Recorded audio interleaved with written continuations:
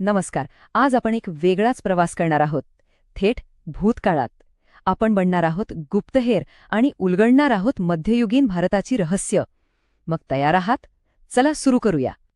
कधी विचार केलाय की शेकडो वर्षांपूर्वीचं आयुष्य नक्की कसं असेल? म्हणजे राजे महाराजे, त्यांचे व्यवहार किंवा सामान्य लोक, त्यांचं रोजचं जीवन, त्यांचे सण उत्सव या सगळ्यांबद्दल आपल्याला इतकी खात्रीलायक माहिती मिळते तरी कुठून? हाच तर सगळ्यात मोठा प्रश्न आहे, नाही का? तर आजची आपली केस फाईल आहे भारताचा मध्ययुगीन कालखंड.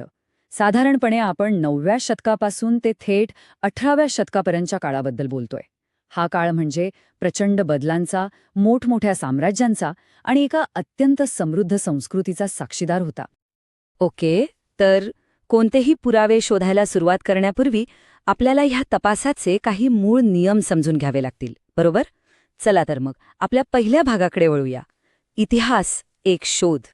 तर पहिला प्रश्न, इतिहास म्हणजे नेमकं काय? बघा, हा फक्त काही कथागोष्टींचा संग्रह नाहीये. इतिहास म्हणजे भूतकाळात घडलेल्या घटनांची अगदी कालक्रमानुसार शास्त्रशुद्ध आणि पद्धतशीर मांडलेली माहिती. आणि हो, शास्त्रशुद्ध आणि पद्धतशीर हे दोन शब्द इथे खूप महत्वाचे आहेत, कारण याच शब्दांमुळे इतिहास हा दंतकथांपेक्षा वेगळा ठरतो. आणि एक इंटरेस्टिंग गोष्ट सांगतो, आपला इतिहास हा शब्दच घ्या. याची फोड केली तर इति प्लस ह प्लस आस असं होतं, म्हणजे असं घडलं. या शब्दाचा अर्थच सांगतो की जे खरोखर घडलं ते समजून घेण्याचा हा एक प्रयत्न आहे. आणि जे काही घडलं ते नीट समजून घेण्यासाठी 4 गोष्टी खूप महत्वाच्या आहेत. हे आहेत इतिहासाचे 4 आधारस्तंभ: व्यक्ती, समाज, स्थळ आणि काळ. या 4 गोष्टींशिवाय कोणतीही ऐतिहासिक घटना अपूर्ण आहे. हे सगळे एकमेकांमध्ये गुंतलेले आहेत. पण मग इतिहासकार ही उत्तरं शोधतात तरी कशी? तर ते वापरतात इतिहासाची साधने. सोप्या भाषेत सांगायचं तर हे म्हणजे भूतकाळानं मागे ठेवलेले पुरावे किंवा क्लूज आहेत. ज्या विश्वसनीय पुराव्यांवर इतिहास उभा असतो त्यांनाच इतिहासाची साधने म्हणतात. आणि हाच आपल्या संपूर्ण तपासाचा पाया आहे. चला मग आता आपल्या तपासाला सुरुवात करूया आणि वळूया पुराव्यांच्या पहिल्या प्रकाराकडे.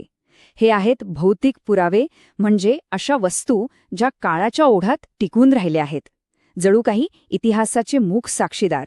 पाहूयात तरी हे साक्षीदार आपल्याला काय सांगतात. आणि बघा, ही यादी किती मोठी आहे. किल्ले आहेत, स्मारकं आहेत, मोठमोठ्या इमारती, शिलालेख, नाणी, ताम्रपट. इतकंच काय तर शस्त्र आणि अगदी रोजच्या वापरातली भांडीसुद्धा. आपला इतिहास आपल्या पूर्वजांनी वापरलेल्या आणि बांधलेल्या प्रत्येक वस्तीमध्ये आजही जिवंत आहे. जरा विचार करा, मोठमोठे किल्ले किंवा राजवाडे ह्या फक्त जुन्या इमारती नाहीत. डोंगरावरचे गिरिदुर्ग, पाण्याने वेढलेले जलदुर्ग, असे कितीतरी प्रकार. त्यांचं बांधकाम, त्यांची रचना यावरून त्या काळातली वास्तुकला किती प्रगत होती, आर्थिक स्थिती कशी होती आणि लोकांचं राहणीमान कसं होतं या सगळ्याचा अंदाज येतो. आता ही नाणी बघा. एका लहानशा नाण्यावरून कितीतरी माहिती मिळू शकते. हे खरंच खूप इंटरेस्टिंग आहे. नाण्यांवरून आपल्याला राज्यकर्त्याचं नाव आणि त्याचा काळ तर कळतोच, पण त्यात वापरलेला धातू किती शुद्ध आहे यावरून त्या साम्राज्याची आर्थिक स्थिती कशी होती याचाही अंदाज येतो. आणि हे बघा, उदाहरणार्थ सम्राट अकबराच्या नाण्यांवर राम-सीतेचं चित्र सापडतं. यावरून त्या काळातल्या धार्मिक समन्वयाची किती छान जाणीव होते, नाही का?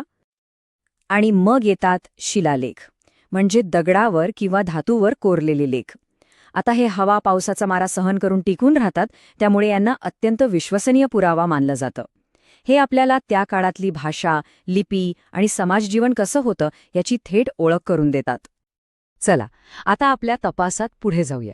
आपण वळतोय पुराव्यांच्या पुढच्या प्रकाराकडे, लिखित पुरावे. हे तर जणू काही भूतकाळातले ऑफिशियल रिपोर्ट्स आणि साक्षीदारांचे जबाबच आहेत. हे आपल्याला घटनेच्या आणखी जवळ घेऊन जातात. आणि यातही प्रचंड व्हरायटी आहे. बघा, राजदरबारातली कागदपत्र, वंशावळी, पत्रव्यवहार, परदेशातून आलेल्या प्रवाशांनी लिहिलेली प्रवासवर्णनं. मग आहेत बखरी, म्हणजे शौर्यकथा सांगणारे ऐतिहासिक वृत्तांत. आणि तवारीख, म्हणजे राजांच्या कारकिर्दीचं वर्णन करणारे ग्रंथ. याशिवाय आज्ञापत्र, फरमानं, ही यादी खरंच खूप मोठी आहे. आणि सगळ्यात महत्त्वाचं म्हणजे हे दस्तावेज फक्त राजे महाराजे आणि लढायांबद्दल नाही सांगत. उलट हे आपल्याला त्या काळातल्या सामान्य माणसाच्या आयुष्यात डोकावून बघायला मदत करतात. म्हणजे तेव्हाचे लोक काय खायचे, कपडे कोणते घालायचे, त्यांचे विचार कसे होते आणि ते कोणते सण समारंभ साजरे करायचे, या सगळ्याचं एक स्पष्ट चित्र आपल्यासमोर उभं राहतं. ठीक आहे, तर आपल्याकडे आता भौतिक आणि लिखित दोन्ही प्रकारचे पुरावे जमा झाले आहेत. पण कोणत्याही तपासातला सगळ्यात महत्त्वाचा टप्पा आता येतो, तो म्हणजे सत्याची कसोटी. आता आपल्याला स्वतःला एक प्रश्न विचारावा लागेल. सापडलेला प्रत्येक पुरावा खरा असतो का? म्हणजे आपल्याला जे काही सापडतं त्यावर आपण डोळे झाकून विश्वास ठेवू शकतो का? नाही. एका चांगल्या गुप्तहेराप्रमाणेच इतिहासकाराला प्रत्येक पुरावा पारखून घ्यावा लागतो. इथे दोन गोष्टींमधला फरक समजून घेणं महत्त्वाचं आहे.